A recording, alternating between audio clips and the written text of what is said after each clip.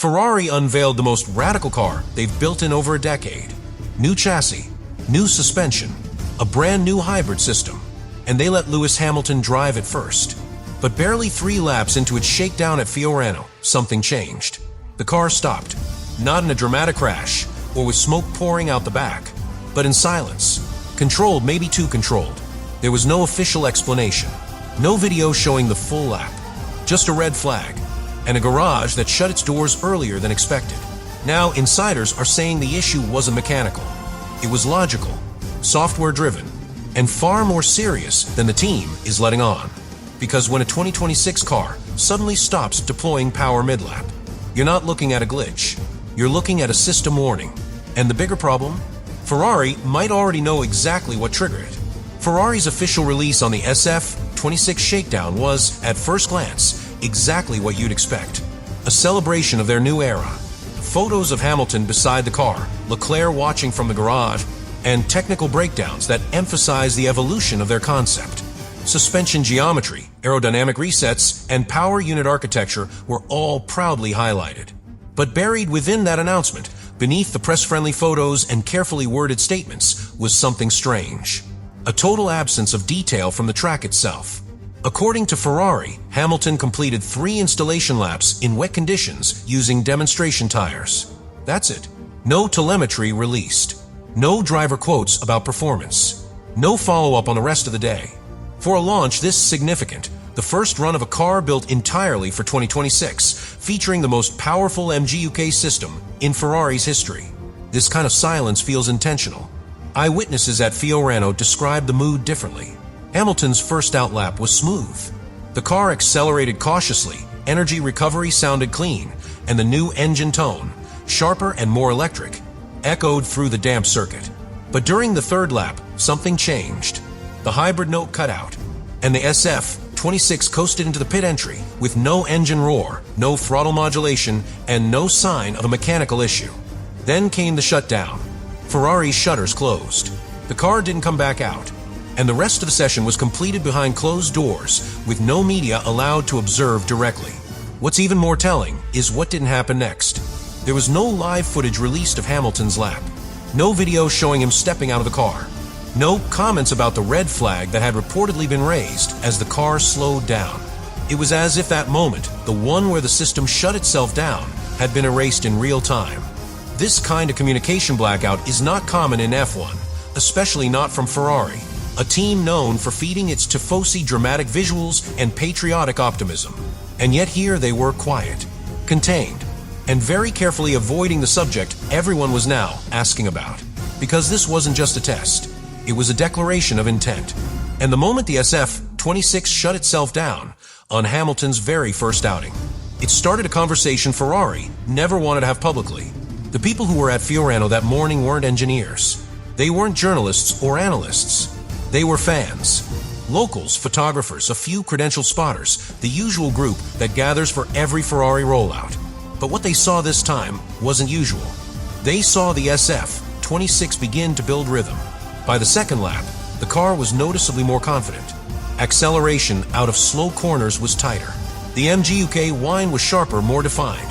And Hamilton, even at reduced speed, looked locked in. Then, without warning, it all stopped. There wasn't a dramatic snap. No smoke. No loss of control. Just a clean lift and silence. The kind of silence that doesn't come from a driver backing off, but from a system choosing not to deliver. Observers say the car glided into the pit lane using only electrical momentum. Not full regen, just residual energy. No team radio was shared publicly. No footage surfaced from that exact moment. And then came the red flag, raised by track marshals, held for a few quiet minutes, and then gone just as quickly. Ferrari never acknowledged it. Not in the press release. Not in follow-up interviews. Not even in the behind-the-scenes content they posted later that day. They edited around it, as if the moment where the car shut down simply didn't exist. But the people who were there saw it, and they weren't watching a mechanical failure. They were watching a car behave too perfectly. Because if that system stopped the car on purpose, based on logic, based on code, then what happened in Fiorano wasn't a malfunction. It was a signal. And the red flag? It wasn't a mistake. It was a warning the public was never supposed to see. In the old days, a Formula One car stopped for obvious reasons. Smoke, flames, gearbox seizures. You'd see it happen before you understood it. But in 2026, those rules don't apply. Because when a car is as software dependent as the SF-26, the biggest risks aren't mechanical, they're logical. And that's what makes this so unsettling. Because by every external measure, the car looked fine. The suspension was stable. The aero package didn't seem compromised. There were no strange tire marks, no visual errors. Just a hybrid system that stopped delivering power mid-lap. And if that system shut itself down, not due to failure, but because it recognized a behavior it didn't trust, then Ferrari's biggest problem isn't physical. It's algorithmic. Modern hybrid units now operate with layers of safety mapping, voltage thresholds, deployment limits, energy flow balances. These aren't things you see on track. They're things that happen inside the logic, where a car can decide in milliseconds that something feels unstable and simply shut itself off. This isn't a bug, it's a feature. But here's the danger. If that system is too sensitive, too aggressive in protecting itself, then Ferrari may have built a car that can't push to its limits without triggering a shutdown. And if they try to dial those protections back, they risk crossing into illegal territory. Because under the 2026 regulations, the FIA has the right to audit how energy is deployed. But they don't see everything in real time. They don't monitor the logic itself, just the output. And that opens the door to something Ferrari may have just discovered. A system that doesn't fail when it's illegal.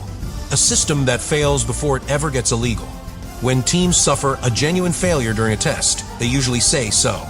They'll mention cooling issues, software glitches, or a sensor malfunction. They'll explain it away as part of the development process. Even Red Bull in 2022 was open about porpoising, because admitting early flaws is how you control the narrative. But Ferrari isn't doing that. They're not denying a problem happened. They're not confirming it either. They're simply saying less. Releasing visuals with no technical overlay, stating that the car completed installation laps and stopping there. And that's not just minimal PR. It's deliberate ambiguity. Because the real threat Ferrari faces isn't a mechanical failure. It's having to admit publicly that their new hybrid system isn't stable at low speeds. That it shut itself down without warning. And worse, that the shutdown was triggered by code they can't yet predict. That's not the kind of problem you explain. It's the kind you bury. And by not addressing it directly, Ferrari is buying time. Time to review system logs. Time to rewrite the logic. Time to decide what story they'll tell when the next test begins. Because the moment they confirm that the cars stopped for safety, especially for internal safety triggers, the FIA may demand access to the logic layer itself. And once that happens, Ferrari loses control of the one thing they still have: interpretation. Right now, the SF-26 is undefined, fast in concept, flawed in execution, but not yet exposed. And that's why Ferrari isn't saying anything. Because the moment they admit this system is unstable, they'll have to prove it was ever legal to begin with. Right now, Ferrari has the benefit of doubt. They can blame the red flag on caution, call the shutdown a minor electrical reset, let the silence speak for them. Because as long as the system fails early, it's just development.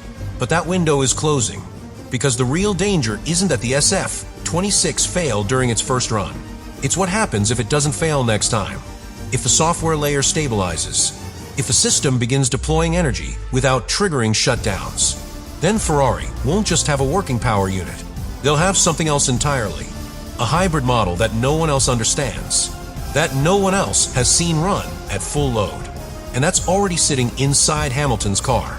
Remember, in 2026, deployment timing is everything. It's no longer about brute force, it's about precision. About when and how a car releases its electrical energy during stints, corner exits, undercuts, DRS zones. And if Ferrari has built a system that can bend that timing to its advantage, while staying inside the legal output windows, that's not a trick. That's a weapon. And if the only reason we noticed it in Fiorano is because it wasn't fully contained yet, then the question isn't whether the car will fail again. It's whether anyone will notice once it stops failing. Because the moment it works without triggering internal alarms, it becomes undetectable. And Ferrari, a team with the most political protection in the paddock, will have the perfect answer to every protest. The car is legal. You've seen the data. But no one will have seen the logic.